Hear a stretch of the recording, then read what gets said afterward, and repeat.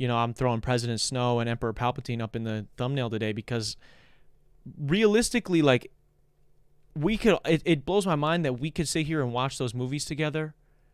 Like, I could sit here with some people I've talked about that a second ago, right? People that I know that I'm friends with, that I know voted for this dude.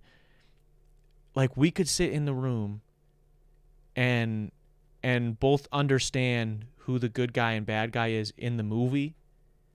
But then when we go out in the real world, we both, like I still understand who the bad guy is, and somehow you forgot. You know what I'm saying? And that's not me saying, oh my God, just because there's a D next to a different politician's name that they're great, because in majority times they're terrible as well.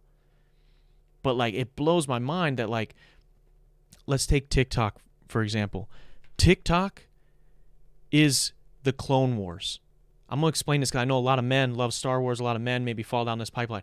TikTok is the Clone Wars. Emperor Palpatine, he plotted to start the Clone Wars, right? He convinces, he puts his hand on these, in these specific moments. He uses his will to trick these people, or to sort of push these people to become separatists and leave the Republic.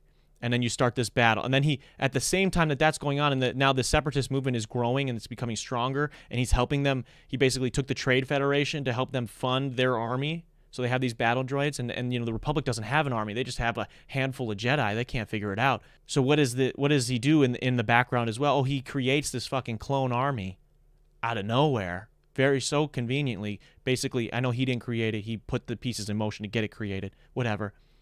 And then simultaneously, he gets control of the Senate, and then when he gets control of the Senate, he tricks them, because this war is now going on and everything is so crazy, he tricks them into giving him executive powers to become a supreme chancellor, and he tricks everybody again into thinking, we don't need democracy for right now. We need someone to finish this war and finish or solve this problem for us, which, by the way, he created. And that person is me. And so they reorganize legally. They legally reorganize the Galactic Republic into the first Galactic Empire. And it happens pretty fast. And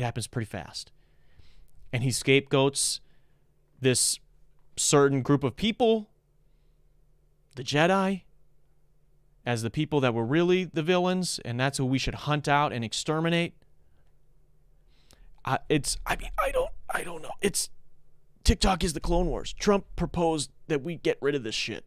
He got it moving, man. And then he used his influence even when he wasn't in power yet, while he was still campaigning. He used his influence to get certain Republicans, specifically Democrats that voted for it, scum as well. But he got specific Republicans, because they were afraid of him, to vote on his behalf and get this shit moving.